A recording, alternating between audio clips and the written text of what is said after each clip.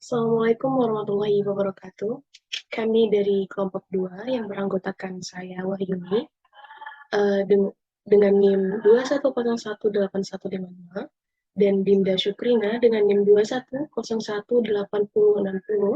dan Gustia Yulina 2101815. Nah, kami kelompok 2 membahas tentang materi konsepsi ilmu budaya dasar dalam kesusastraan. Baik, langsung saja kita masuki materi pertama, yaitu mengenai pendekatan kesusastraan. Nah, teman-teman sekalian, ilmu budaya dasar berasal dari bahasa Inggris atau dari bahasa Latin atau humanus, yang berarti manusiawi, berbudaya, orang akan menjadi lebih manusiawi, lebih berbudaya, dan lebih halus. Nah, jadi di humanities ini berkaitan dengan masalah. Nah, peranan sastra dalam ilmu semula dinamakan basic humanities. Dan penjelasan lebih lengkap dan lebih lanjutnya adalah hampir di setiap judul. Alasan pertama kenapa? Karena sastra mempergunakan bahasa, ya, menampung hampir semua pernyataan kegiatan manusia.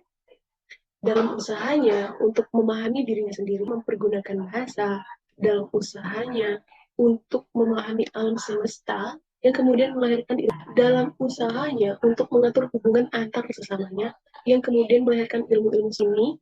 Dengan demikian, manusia dan bahasa pada hakikatnya adalah satu ya. Nah, sastra juga lebih mudah karena adalah penjabaran abstraksi, ya. Sementara itu filsafat yang juga masih kebahagiaan, kebebasan, dan lainnya itu digarap oleh sifat adalah filsafat abstrak menjadi sebuah ilmu budaya dasar untuk memperdalam peranannya. Selanjutnya, prosa. Nah, dongeng, hikayat, selalu meliputi cerita pendek, rekaman, biografi, kisah, dan outline-nya. Kadang-kadang disebut narrative fiction, prose fiction, atau hanya yang diterjemahkan menjadi cerita rekaan dan didefinisikan sebagai bentuk cerita atau prosa, kisahan yang mempunyai pemeran, ya, perlakuan, oleh daya khayal atau imajinasi, atau cerita pendek. Nah, inilah hubungan ilmu budaya dasar dengan prosa. Selanjutnya, materi yang akan disampaikan oleh Dinda Syukrina.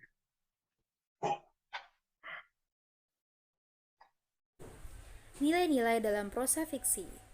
Prosa fiksi mempunyai nilai-nilai yang dapat diperoleh pembaca lewat sastra. Adapun nilai-nilai tersebut diantaranya, yang pertama, prosa fiksi memberikan kesenangan. Maksudnya, pembaca dapat merasakan pengalaman pada kisah yang diceritakan atau dijelaskan. Yang kedua, prosa fiksi memberikan informasi. Maksudnya, pembaca dapat mengetahui sesuatu hal yang baru dalam membacanya. Yang ketiga, prosa fiksi memberikan warisan kultural. Maksudnya adalah, prosa fiksi dapat menstimulasi imajinasi dan juga dapat menjadi sarana pemindahan yang tak henti-hentinya dari warisan bangsa. Yang keempat, prosa fiksi memberikan keseimbangan wawasan. Maksudnya, dalam prosa fiksi, pembaca dapat memperluas persepsi dan wawasannya melalui pengalaman sastranya. Lalu, berkenaan dengan moral, prosa fiksi dapat dibagi menjadi dua. Yang pertama, karya sastra yang menyuarakan aspirasi pada zamannya. Maksudnya, pembaca diajak untuk mengikuti apa yang dikehendaki zamannya. Dan yang kedua, karya sastra yang menyuarakan gejolak zamannya. Pada karya sastra ini, pembaca tidak diajak untuk mengikuti zamannya, namun diajak untuk merenung. Saya akan menjelaskan mengenai hubungan ilmu budaya dasar dengan puisi. Yang mana hubungannya yang pertama ialah puisi digunakan sebagai media belajar. Yang mana di sini puisi digunakan sebagai alat atau wadah bagi para siswa atau mahasiswa untuk mempelajari elemen-elemen yang ada di dalam puisi. Yang mana elemen tersebut sesuai dengan tema-tema yang berkaitan dengan pokok bahasan yang terdapat di dalam ilmu budaya dasar. Seperti saja kita lihat dalam penggunaan kata-kata di dalam puisi. Sebagai contoh, menggunakan figura bahasa, kata-kata ambiguitas, kata-kata berjiwa, kata-kata yang konotatif, serta kata-kata yang melakukan pengulangan uh, dalam karya puisi. Selanjutnya hubungannya yaitu puisi merupakan seni sastra.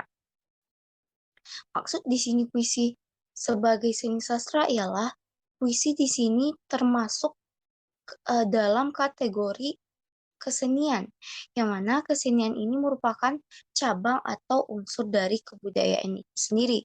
Sehingga puisi dan ilmu budaya dasar memiliki keterikatan dalam bentuk suatu kesenian yang merupakan cabang atau unsur dari kebudayaan.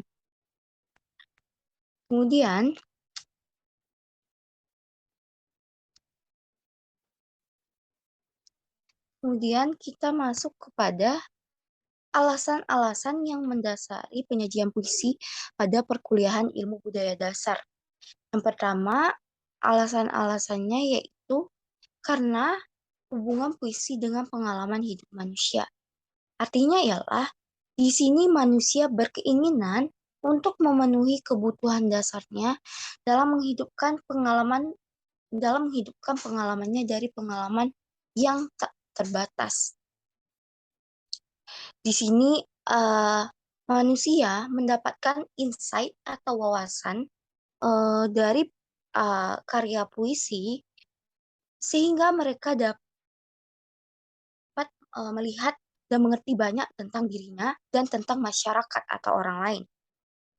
Pendekatan terhadap pengalaman hidup ini disebut dengan suatu kemampuan yang disebut dengan imaginative entry, yang mana hal ini menghubungkan pengalaman hidup sendiri dengan yang dituangkan penyair dalam karya puisinya. Selanjutnya yaitu puisi dan keinsyafan individual. Maksud dari puisi dan keinsyafan individual sendiri ialah merupakan impact dari puisi itu sendiri yang mana dapat mempengaruhi pembacanya dalam memberikan sentuhan langsung kepada pembaca tentang hal-hal yang dirasakan oleh orang lain. Di sini pembaca puisi dapat mengerti kenapa banyak sekali perbedaan dari manusia yang satu dengan manusia yang lainnya karena pengalaman yang diterima atau yang dihadapi oleh per orang itu sangat berbeda. Dan di sini puisi dan keinsyafan individual bermaksud untuk memberikan wawasan kepada pembaca puisi bahwa bagaimana merasakan emosi yang dirasakan oleh orang lain.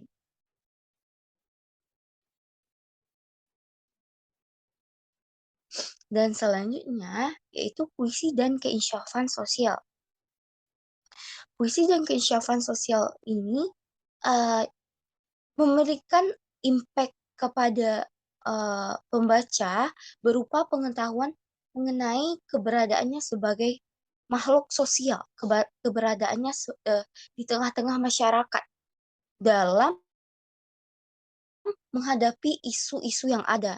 Seperti contohnya isu-isu yang berkembang di masyarakat, yaitu penderitaan atas ketidakadilan, perjuangan untuk kekuasaan, konflik dengan sesamanya, dan juga pemberontakan terhadap hukum agama, dan lain-lain.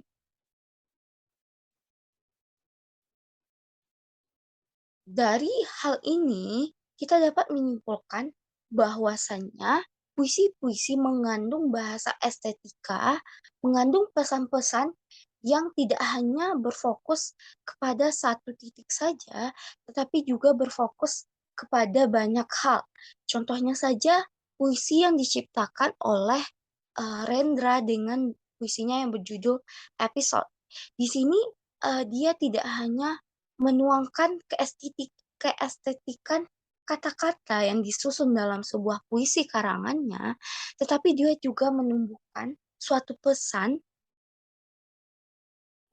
yang tidak hanya berfokus pada satu titik saja. Contohnya saja di sini puisi episode ini melukiskan atau mengekspresikan betapa kemesraan cinta yang masuk ke dalam jiwa dua sejoli muda-mudi yang sedang menjalin cinta.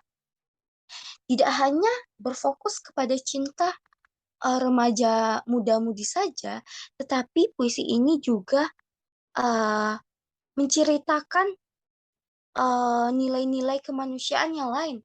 Contohnya seperti kesepian, kesedihan, dan keputusan. Hal inilah yang menyebabkan kenapa puisi ini disajikan pada perkuliahan ilmu budaya dasar, karena hubungannya dengan berbagai macam uh, berbagai macam individu-individu seperti manusia, masyarakat, dan lain sebagainya. Mungkin hanya itu materi yang dapat kami sampaikan. Salah dan janggal kami mohon maaf. Assalamualaikum warahmatullahi wabarakatuh.